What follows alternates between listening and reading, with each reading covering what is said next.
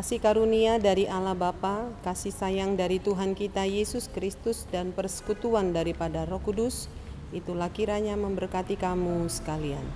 Amin. Shalom bagi kita semua, selamat pagi. Selamat kita bertemu kembali dalam renungan harian HKBP Jambi. Semoga kabar kita pada hari ini kabar yang baik, diberkati dan dikuatkan oleh Tuhan.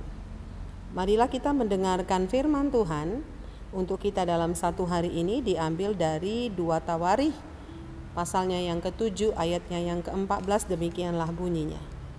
Dan umatku yang atasnya namaku disebut merendahkan diri, berdoa dan mencari wajahku, lalu berbalik dari jalan-jalannya yang jahat, maka aku akan mendengar dari sorga dan mengampuni dosa mereka serta memulihkan negeri mereka. Demikianlah saudara bunyi firman Tuhan. Saudara, ayat ini berbicara tentang bagaimana Tuhan datang menemui Raja Salomo ketika Raja Salomo menyelesaikan pembangunan bait Allah, di mana dia telah menghabiskan waktu yang bertahun-tahun untuk merencanakan, membangun, dan akhirnya mendedikasikan bait suci yang dirindukan oleh ayahnya Raja Daud.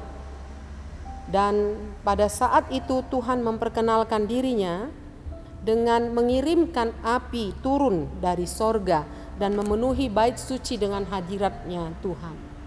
Kemudian saudara, Tuhan menampakkan diri kepadanya di malam hari dan menjelaskan bagaimana dia mendengarkan doa Raja Salomo dan memilih bait suci, mengingatkan Salomo bagaimana orang Israel harus menanggapi ketika mereka menghadapi hal-hal yang sulit. Karena itu firman Tuhan datang kepadanya pada saat dia berdoa di bait Allah. Dia katakan, dan umatku yang atasnya namaku disebut merendahkan diri. Saudara, ayat ini berbicara tentang kerendahan hati yang sejati ketika bertemu dengan Tuhan. Rendah hati dalam doa ini menjadi, saudara, syarat utama untuk bertemu dengan Tuhan. Mungkin kita ingat bagaimana ketika Tuhan Yesus memberikan sebuah perbandingan dua orang yang berdoa, yang satu adalah pemungut cukai, yang satu adalah para ahli Taurat. Seorang pemungut cukai, dia berdoa di hadapan Tuhan di bait Allah dengan rendah hati, yang kelihatan dari gestur tubuhnya. Dia menunduk, dia menangis di hadapan Tuhan, rendah hati, menyadari diri bahwa dia adalah seorang pendosa yang membutuhkan kasih dan rahmat Allah. Dan yang satunya adalah seorang ahli Taurat, dia berdoa dengan gagahnya dan dia berdoa penuh percaya diri bahwasannya dia sangat bersyukur diciptakan tidak seperti seorang pemungut cukai dengan gestur tubuh yang sedikit agak angkuh. Dia berkata dia bersyukur aku tidak seorang pemungut cukai, katanya. Saudara, dari doanya seolah-olah dia tidak membutuhkan kasih karunia Allah. Tetapi berbeda dengan seorang pemungut cukai itu, dia dengan rendah hati datang ke hadirat Tuhan. Waktu itu Yesus bertanya kepada murid-muridnya, doa siapakah yang berkenan kepada Tuhan? Maka doa yang berkenan kepada Tuhan adalah doa orang yang rendah hati. Karena itu rendah hati adalah menjadi pintu masuk untuk bertemu dengan Tuhan. Bagaimana mungkin saudara, kita orang yang diciptakan oleh Allah, ketika kita bertemu dengan Tuhan Sang Pencipta kita, kita datang seperti seolah-olah kita dengan gagahnya bertemu dengan Dia, seolah-olah kita datang kepadanya untuk menyombongkan setiap apa yang ada padanya, bahkan kita mau berkata, oh saya tidak berdosa, oh saya tidak punya banyak kekurangan. Tetapi saudara, doa seperti itu membuat sulit untuk masuk ke hadirat Allah. Tetapi keintiman untuk bertemu dengan Tuhan itu syaratnya adalah rendah hati. Rendah hati adalah saudara syarat utama pintu masuk kita untuk bertemu dengan Tuhan, untuk berbicara dengan Tuhan. Maka kita akan mengalami hadirat Tuhan ketika saudara datang di dalam kerendahan hati. Kerendahan hati menyadari diri bahwa kita hanyalah debu di hadapannya. Kerendahan hati di hadapan Tuhan di dalam doa-doa kita sangat dibutuhkan, supaya saudara kita menyadari bahwasanya kita adalah orang yang perlu ditolong oleh Tuhan, orang yang membutuhkan kasih dan rahmat Tuhan, bahwasanya kita tidak bisa apa-apa tanpa Tuhan. Itulah doa yang rendah hati. Kemudian saudara yang kekasih, Tuhan merindukan di dalam bait Allah itu ada doa-doa orang yang jujur. Orang yang jujur dengan keadaannya, orang yang jujur dengan segala dosa-dosanya, orang yang jujur bahwasanya di hadapan Tuhan tidak ada yang tersembunyi. Ada mungkin orang menyembunyikan segala kekurangannya, segala dosanya, sehingga orang bisa lihat dari hanya penampilan di luar. Tetapi siapakah yang mengetahui isi hati? Bukankah Tuhan yang mengetahui isi hati kita? Karena itu di hadapan Tuhan tidak ada yang tersembunyi, semua sangat terbuka. Doa yang baik adalah doa yang jujur. Mengatakan apa adanya kehidupan kita, mengatakan apa yang sedang kita alami, apa yang kita lakukan. Jujur artinya bahwasannya saudara, ketika kita berhadapan dengan Tuhan, bahwasanya Tuhanlah yang maha melihat kita. Saudara, itu pun adalah kejujuran menuju keintiman dengan Tuhan. Orang yang jujur sangat dihargai oleh Tuhan. Orang yang jujur, saudara, tidak ditolak oleh Tuhan, tetapi datanglah kepadaku, kata Tuhan. Maka Tuhan sangat menghargai dan menyukai orang-orang yang jujur di dalam kehidupannya. Saudara yang kekasih dalam nama Tuhan Yesus, doa yang demikian yang datang dari umat Tuhan, yang dimana ketika umat Tuhan datang ke bait Allah mencari wajah Tuhan. Bait Allah adalah tempat untuk mau bertemu dengan Tuhan. Karena ada apa dengan Tuhan? Di dalam Tuhan ada kekuatan, di dalam Tuhan ada pengharapan, di dalam Tuhan ada berkat, sukacita dan damai sejahtera. Tetapi saudara, tidak cukup hanya berdoa saja, tetapi yang Tuhan inginkan, doa itu menghasilkan pertobatan.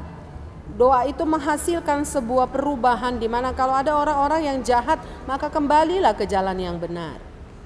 Datanglah kepadanya. Orang-orang yang jahat, orang-orang yang berlaku tidak benar di hadapan Tuhan, Tuhan inginkan saudara adanya suatu perubahan dan pertobatan. Maka jika itu yang dialami oleh umat Tuhan, ada janji Tuhan dalam perikop kita pada hari ini, aku akan mendengarkan dari sorga dan mengampuni dosa mereka dan memulihkan. Perhatikan saudara, ayat ini dikatakan oleh firman Tuhan, orang yang datang dengan rendah hati, orang yang mencari wajah Tuhan, orang saudara yang datang dalam sikap yang jujur, dikatakan di dalam nats ini, Tuhan mendengarkan dari sorga. Dan tidak hanya mendengar, tetapi meningkat kepada Tuhan mengampuni dosa-dosa, bahkan memulihkan negeri ini. Perhatikanlah saudara yang kekasih, bahwasannya semuanya itu akan menjadi penentu ketika kita, saudara, datang dengan kerendahan hati di hadapan Tuhan. Tuhan itu berhati Bapa, saudara. Dia tidak berhati yang keras, tetapi hatinya lembut. Tuhan senang ketika kita datang menghampirinya seperti seorang anak. Tuhan senang ketika di dalam doa-doa itu menghasilkan sebuah perubahan dan pertobatan. Maka Tuhan pengasih dan penyayang menolong kita dan memulihkan kita untuk hidup lebih baik lagi. Tuhan, saudara, firman ini sungguh manis untuk kita pada saat ini. Kita diajari oleh Tuhan bagaimana kita berdoa kepadanya. Dan kita diajari oleh Tuhan bagaimana Tuhan mau mendengarkan doa kita. Tentu syarat utamanya tadi sudah saya katakan adalah merendahkan diri di hadapan Tuhan, berdoa dan mencari wajah Tuhan, jujur di hadapan Tuhan, dan saudara mau mengalami pertobatan, meninggalkan segala perbuatan-perbuatan jahat yang tidak berkenan kepada Tuhan. Amin. Kita berdoa. Terima kasih Bapa yang baik dalam kerajaan surga, baik tempat Engkau tinggal.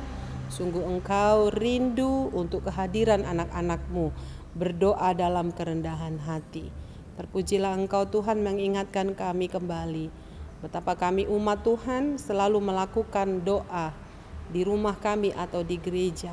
Sapaan firman Tuhan mendidik kami agar kami dengan rendah hati berdoa kepadamu, dan tidak cukup hanya berdoa, tetapi terlihat dari sikap dan tingkah laku perbuatan kami. Terima kasih Bapa di surga, berkati semua umat Tuhan pada hari ini, dijagai dan dipelihara oleh Tuhan. Hamba-Mu berdoa buat jemaat-Mu, kalau ada yang sakit, Tuhan pulihkan keadaan mereka, dengarkan doa mereka. Doa yang rendah hati akan didengarkan oleh Tuhan. Karena itu kasihanilah jemaat-Mu Tuhan yang sedang meraung-raung pada saat ini, oleh karena penyakit, oleh karena pergumulan hidup, atau oleh karena banyak persoalan-persoalan mereka. Kami serahkan semua ke dalam tangan pengasihan-Mu Tuhan. Terima kasih, berkati gereja menjadi saluran berkat, berkati rumah tangga anak-anak Tuhan dimanapun berada. Berikanlah damai sejahtera dan sukacita roh, saling mengasihi satu dengan yang lain, menerima satu dengan yang lain. Kiranya Tuhan anugerahkan untuk keluarga anak-anak Tuhan. Terima kasih Bapa di sorga. Biarlah firman-Mu menjadi penguatan bagi kami. Dengarkanlah doa kami ya Tuhan di dalam Kristus Yesus. Kami berdoa dan mengucap syukur. Amin. Shalom, selamat pagi, selamat kita beraktivitas.